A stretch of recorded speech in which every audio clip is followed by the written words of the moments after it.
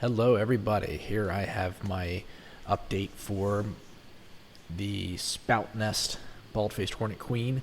There's just a couple shots here in the beginning just showing what the nest looked like at Tank's house, and then here it is transplanted back over to my grapevine post. I have a great time lapse here. I'm so excited for everybody to see this. There's a lot of really good shots of her building the nest. You can see here, this is day 2. This has some paper at the top of the wire, kind of overlapping the wire. And then she actually cut off the spout. So the spout is only about maybe 1.5 inches below the comb. And see, when I removed this nest, the comb separated from the overhang of the barn that it was attached to. So the comb was independently attached to that. The outside cone, C-O-N-E, was then built around that comb, C-O-M-B, and they were separate. Oh, look at this shot. I did a slow-mo of her flying in because she kind of like turns and faces the camera a little bit right there, money shot, and then turns back and then lands. I just had to have a zoomed-in shot of that. That was just so cool. And did a slow-mo amidst the time lapse. Anyhow, so this gives me some time to talk about it some more. So anyway, so when the comb was separated from the barn, it fell down into the conical paper nest. So when I brought it back home, she, like to the right side, you can see there's like a little bit of a concave cutaway in the spout. So what she'd actually done is she climbed up inside the tube and chewed out a hole to the right of the spout, so she could access the larva in the comb from there.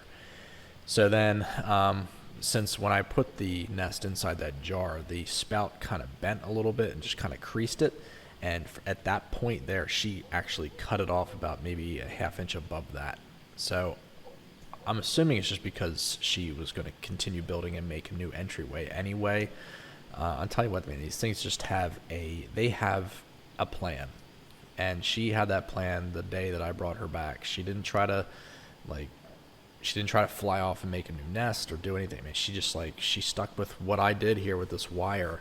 And you can start to see here where she actually built onto the wire. There's this conical shape or paper that she's laying right now is built down from that wire, because you can kind of see to the left side of the circle, the bigger circle right up by the comb, you can actually see a part of the wire that is connected to that paper. So anyway, so I got some really good shots of her laying this paper, and please don't skip ahead, but this is I'm so excited for you guys to see. So I'm watching it on my editing software while I'm doing this voiceover, and I get to see all the blocks coming up that are just like absolute money shots. I'm so excited for people to see this and then comment on how cool they look. I get some really good shots of her laying some of these strips. So it's really neat in this video that you can't really see in my other queen, that's the one hanging off the lamp. Is see though, this is actually shot to the side of the nest as opposed to the other one, which you're looking up into the nest. So that's good for getting larva shots. However, this one is really good for getting the paper ribbon being laid shots.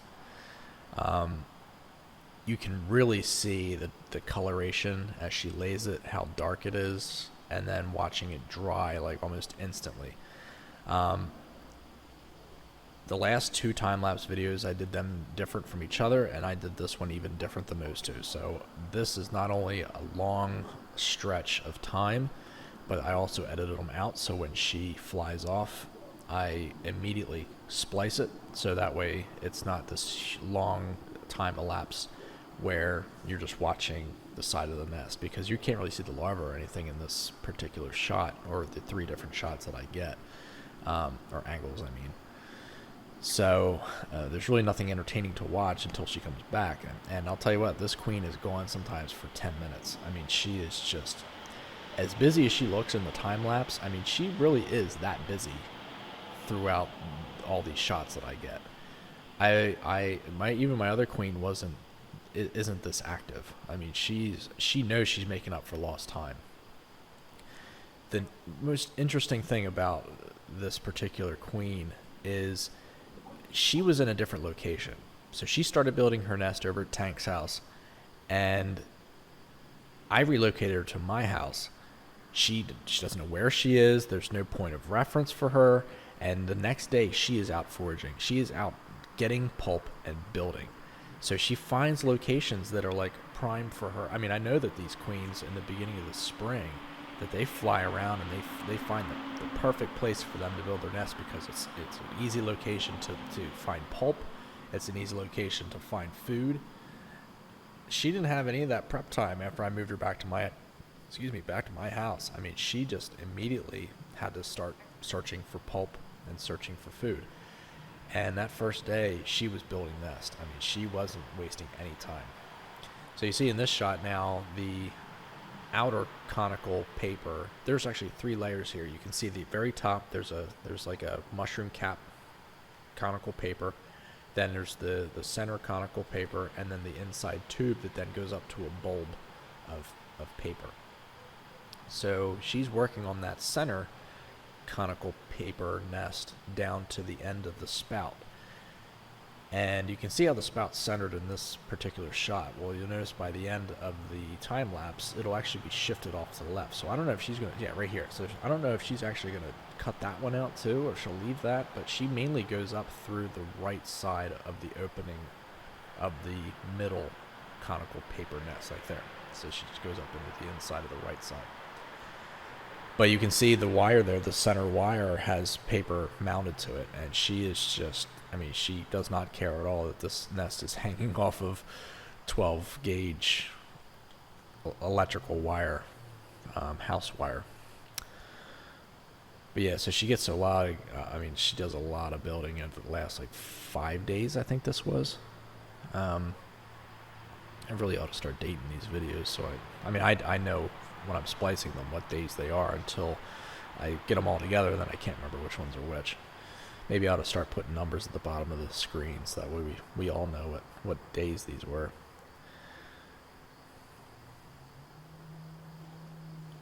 And she was just been nonstop busy.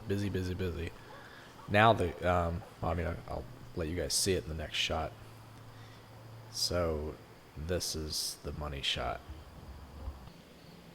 Boom.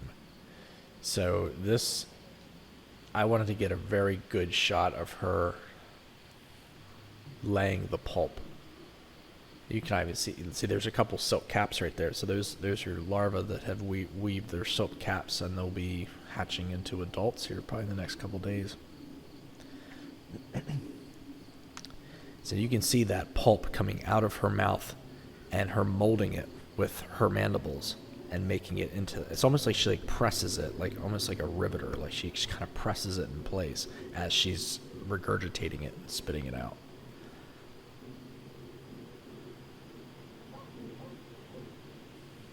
Money shot. Oh my god, it's just so cool. I was so excited when I was able to zoom in even further, because this is actually at the same zoom as what my camera was shooting originally, but in the video editing software I was able to zoom in even further. I mean, I can go even further than this, but I didn't want it to blur. But yeah, oh my gosh, I'm just so happy to see this up close, because I can zoom in with my camera, but then you run the risk of it going out of focus and things when she flies in front of it, or I mean, if it slightly moves. I mean, it's pretty good for stability, but I just don't want to take that risk, so I just keep it kind of zoomed at a certain point. And it's nice that I can edit it on my software to get this great shot of not only her and not only the paper, but you get to see just the intricacy of that nest. I mean, look at the different layers and chasms, and you get to see the larva. So there's active larva to the right, and then there's silk cap larva to the left. Now she's going to get a little sustenance from the larva there, a couple of them. And we didn't lose a single larva in the transition, even though the comb fell into the nest. She repositioned it. And here's another money shot. So this is going to be to the right of the screen. You're going to see her laying a nice big ribbon. So she's going to attach that piece there. I was going to slow this down, but I mean, it already kind of takes her some time to do it, and you really don't see anything extra with it slowed down. It just kind of takes longer for you for that particular clip to go through.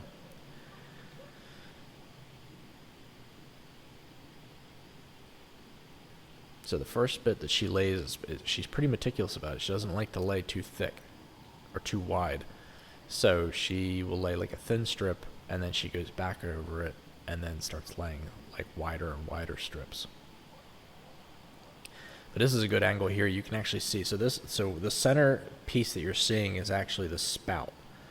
And that little cutaway is actually what she chewed to allow access to the larva that she couldn't really get because her body was too long to come up through the spout and position to be able to attend to the larva. So she cut that part out of the spout so she could go up and go out from the outside and be able to have her whole body go perpendicular to the inside of the spout and tend to the larva. Look how wide this section gets right here. I mean, she bam, it's like 1/8 of an inch. For me, this is the quickest 10-minute video I've ever made. I mean, quickest in the sense of like watching it. It just seems like it just flies by because there's so much interesting content here of seeing how she's making this nest. I'm really happy and pleased I was able to get some of these shots. Anyway, so this is pretty much it for this, but I do have some other update videos for her. This isn't all the content that I've had, so please keep watching, stay tuned, and if you haven't already, please subscribe. And yeah, thanks for watching, guys.